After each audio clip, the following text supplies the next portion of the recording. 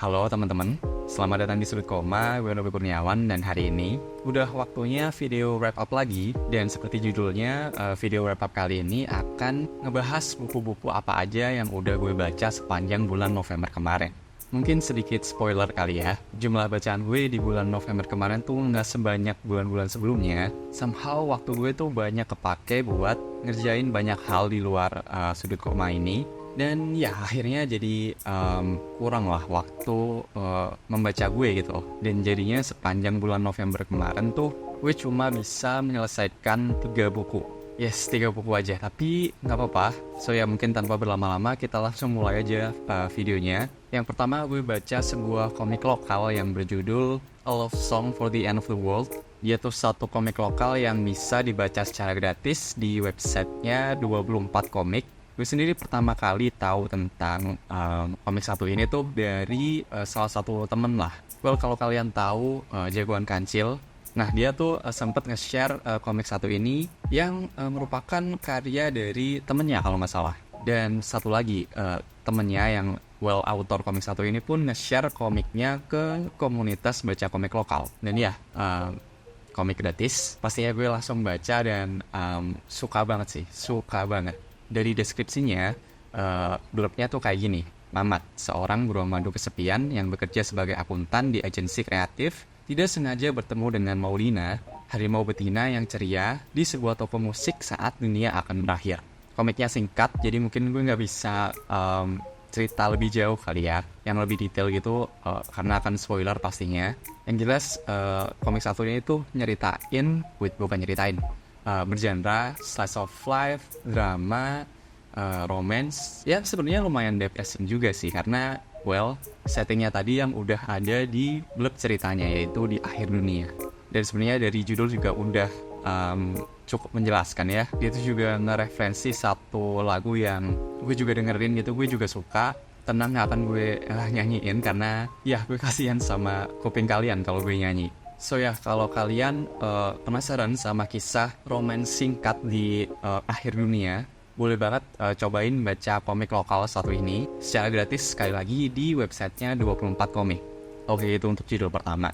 Yang kedua, gue baca sebuah buku yang masuk ke dalam target baca gue sih sebenarnya di tahun ini. Dia juga termasuk dalam kategori jilid, cerpen jilid lebih tepatnya, yaitu Momotaro karya Akutagawa Ryonosuke. Ini merupakan sebuah kisah klasik kali ya. Banyak yang ngomong dia tuh mirip sama Timun Mas. Gue bisa sih ngeliat kemiripannya, tapi apakah bener-bener sama? Kayaknya enggak sih. Mungkin beberapa dari kalian udah ada yang kenal ya sama cerita Momotaro satu ini. Tapi gue mau bilang kalau Momotaro versinya Akutagawa Ryonosuke tuh beda dari cerita konvensional Momotaronya. Karena setelah gue baca, kisah Momotaro tuh punya banyak versi. Antara versi aslinya, yang lebih ke dongeng mungkin kali ya. Kemudian ada cerita yang lebih dijadikan sebagai propaganda gitu, waktu zaman Perang Dunia.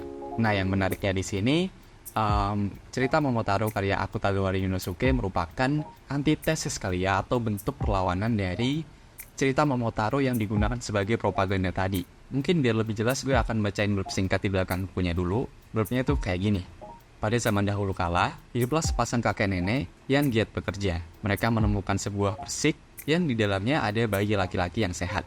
Momotaro adalah cerita rakyat dari Jepang, mengisahkan anak laki-laki perkasa yang lahir dari buah persik. Bersama kawan-kawannya, si anjing, si monyet, dan si burung pegar, Momotaro menaklukkan para gergasi yang jahat. Namun, bagaimana jika ternyata yang jahat bukanlah para gergasi? Momotaro yang satu ini adalah karya Akutagawa Ryonosuke, bapak cerita pendek Jepang. Dengan gaya satir, Akutagawa mengkritik kekaisaran Jepang yang pada masa itu melakukan invasi ke berbagai daerah termasuk akhirnya ke Indonesia. So mungkin untuk cerita Momotaronya banyak yang udah tahu, tapi mungkin akan gue deskripsiin singkat kali ya tentang berbagai versi cerita Momotaro yang ada. Dua doang sih. Yang pertama yang digunakan untuk propo tadi atau propaganda. Jadi di versi ceritanya yang itu, para gergasi di sini diibaratkan sebagai orang non-Jepang. Udah paham kan ya arahnya kemana Momotaro menaklukkan gergasi tadi? Dan versinya Akutagawa Ryonosuke sekali lagi menjadi antitesis versi cerita yang tadi, cerita propo tadi. Dimana di sini pertanyaan besarnya tuh, apakah benar para gergasi tadi adalah pihak yang jahat? Kayaknya enggak deh. Kayaknya si Momotaro-nya dalam konteks buku ini tuh, Jepang tadi bersama teman-temannya yang melakukan berbagai hal yang unthinkable lah. Kalian bisa baca sendiri bukunya sih. Ini singkat banget dan dia tuh ada trigger warningnya. Buku ini mengangkat isu sensitif berupa kekerasan seksual dan pembunuhan. Jadi terbitin sama penerbit Haru, so kepoin aja. Dan mungkin satu sih sebelum kita lanjut ke buku selanjutnya. Buku ini kayaknya buku pertama yang gue punya yang berspread edges kayak gini. Menarik banget sih. Merah. So ya, itu untuk Momotaro, karya dari Akutagawa Ryunosuke. Buku kedua yang gue selesaikan di bulan November kemarin. Dan sekarang kita lanjut ke buku ketiga, yaitu Belantara, karya dari Liu Cixin.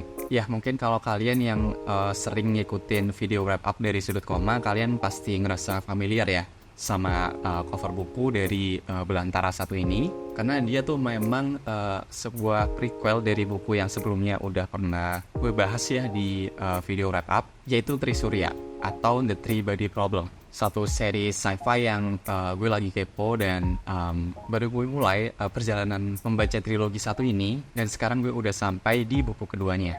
By the way, ini juga masuk ke daftar buku-buku yang jadi target bacaan gue di tahun 2025 ini. Buku satu ini pastinya akan melanjutkan kisah dari buku pertamanya, yaitu Three Body Problem tadi atau Trisurya. By the way, gue sangat men-encourage kalian untuk skip aja bagian ini kalau kalian tuh penasaran sama Trisurya tadi. Kenapa? Karena habis ini gue mau bacain blurb singkat di belakang bukunya, biar kalian tahu setup ceritanya itu gimana. Tapi masalahnya blurbnya tuh akan ngasih spoiler ending dari buku pertama. So ya, you've been warned. Sekali lagi kalau penasaran dengan triloginya, skip aja. Dalam hitungan 1, 2, 3. So oke, blurbnya ya. Apa yang bakal terjadi bila manusia tahu bumi akan diinvasi alien 4 abad lagi? Which is merupakan problem yang kita dapat di ending buku pertamanya. Tapi terornya tuh sebenarnya baru mulai. Karena ya kita baru tahu threat-nya tuh apa, dan mereka datang ke bumi, finally, alien-alien tadi. Dan kemudian impact permasalahan tadi akan dilanjutkan di buku kedua satu ini. Nah, sesudah mengetahui keberadaan bumi, peradaban Trisurya mengirimkan armada penyerbu dan pengintai berupa proton cerdas atau Sofon yang bisa mengetahui semua informasi di bumi, kecuali apa yang ada di dalam pikiran manusia.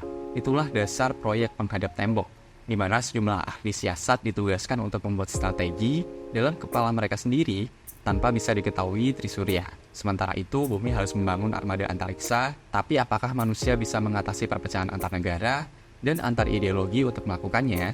Inilah langkah peradaban manusia dalam persiapan untuk perang terakhir. So, seperti buku pertamanya, di buku kedua ini akan tetap grounded ya, bener-bener grounded, unsur sci-fi-nya, dan gue bisa bilang tetap lambat banget sih setupnya, tapi sama juga dengan buku pertama. Kalau udah waktunya payoff, dia payoff.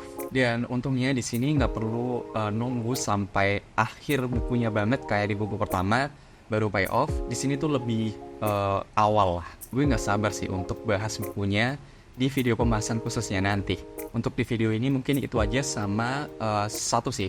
Ini kan buku sci-fi ya, dan akan berpusat pada teror invasi alien, tapi gue menemukan satu kisah romance yang gue suka banget di dalamnya. Unexpected banget, tapi sangat-sangat menyenangkan. Dia tuh backstory dari salah satu karakter utama kita, salah satu penghadap tembok tadi. Sebuah cerita romance yang unexpected, selain tentang laki-laki dan perempuan, tentang romance pada core biasanya gitu ya, tapi juga romance antara manusia dengan seni, lebih spesifik karya sastra. Gue gak akan spoil kisah itu ke kalian. Gue ngerasa itu adalah salah satu kisah romance yang paling menarik yang pernah gue baca, dan somehow unexpectedly ketemu di buku sci-fi gitu.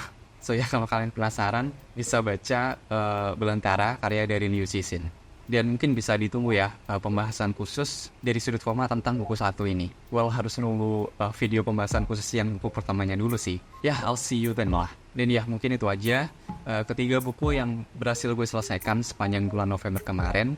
Gimana dengan kalian? Bulan November kemarin baca buku apa aja? Bisa tulis di kolom komentar bawah ya. Dan seperti biasa, terima kasih sudah dengerin.